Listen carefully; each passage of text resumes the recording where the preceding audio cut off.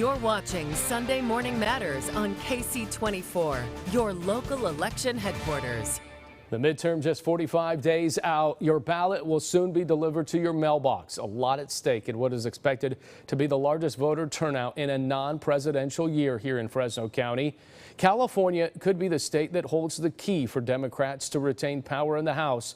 It could also become a swing state for congressional seats if there is that so-called red wave.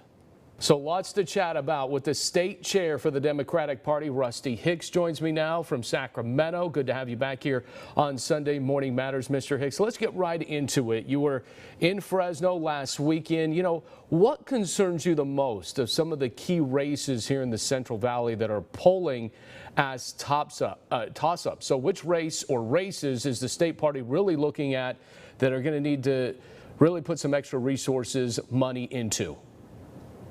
Well, first, it's great to be with you. And yes, I was in the Central Valley just a few days ago, focusing on some important seats, but also celebrating Latino Heritage Month, a great celebration there in Fresno.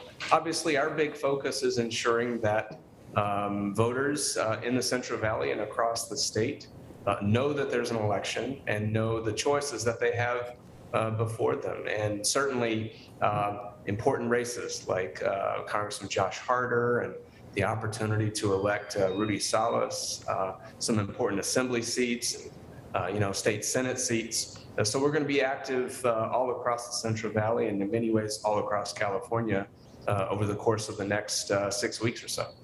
You know, as state chair, obviously there's been things that are happening inside the Central Valley here. How concerned are you, for one, about former Valley Congressman T.J. Cox, who is still very politically active in this area, as you know, indicted on 28 charges by the feds, and that could impact some candidates here like Esmeralda Soria, who's tied to him, and Rudy Salas. How concerned are you? Well, certainly we're going to make sure that we have a engaging and robust conversation with the voters in those important seats. Obviously, great candidates. You mentioned one of them, Esmeralda Soria, is obviously a great candidate, and we're going to push hard to ensure that she's elected in November. But also a great candidate like Rudy Salas. I think he has the opportunity to unseat David Valadao and continue to represent the Central Valley in an outstanding way in Washington, D.C. You know, Rudy Salas, he has not really denounced T.J. Cox's full endorsement. Are you concerned about that? Should he denounce it?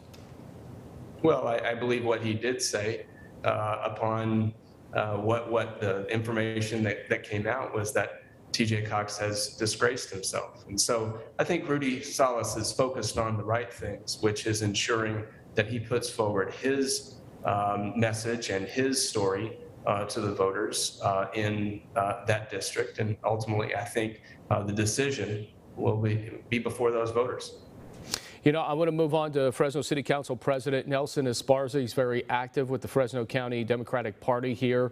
As you know, he's charged with attempted extortion of the former city attorney Doug Sloan. And I'm wondering from you, the arraignment that was pushed back into late October, and now the County Democratic Party questioning the DA, asking for Rob Bonta, the state attorney general, to investigate Lisa Smitkamp's office. Is that a big distraction? Should that be going on right now as you get ready for the midterm?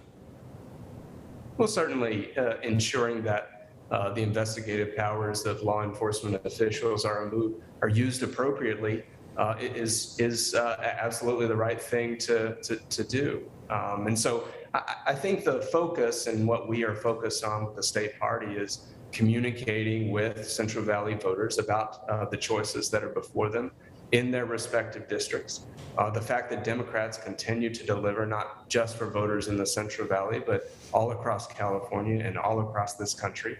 And ultimately, I think we'll be successful on November 8th. You know, I want to talk about voter registration. We just had National Voter Registration Day this last week, as you know, and in the Central Valley, it's no secret that Democrats register higher numbers than registered Republicans, and then there's no party preference that follows pretty close to a second there behind Republicans that are registered in Fresno County. Do you feel that you are changing some of those NPP votes to Democrat votes right now? Well, I would say we're trying to ensure that any individual, any resident who registers to vote knows that the best choice is to be registered as a Democrat, really based upon the policies that our party has and continues to put forward.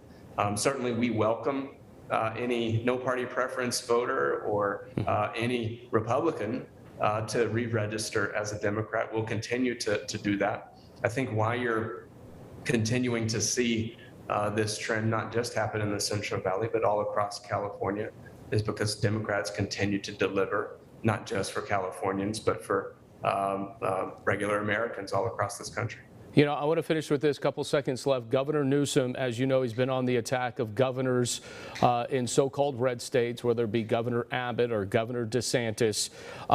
And then he's put up attack ads, obviously, in their neck of the woods. And then he's put up billboards in their neck of the woods. Obviously, he's on the attack. It seems more like a presidential campaign than it does a re-election for governor. Are you concerned that Governor Newsom is not paying enough attention to the campaign at hand? I think Governor Newsom is continuing to spread the message that California leads the nation and has been a leader for the Democratic Party, not just here in California, but all across the country. And so I have full faith and confidence in our governor to be able to have two important conversations, one here in California with the voters who will obviously cast a ballot on or before November 8th, and as well ensuring that we put forward a Democratic message all across this country. Are you confident that some of these California races will keep the House Democratic in power?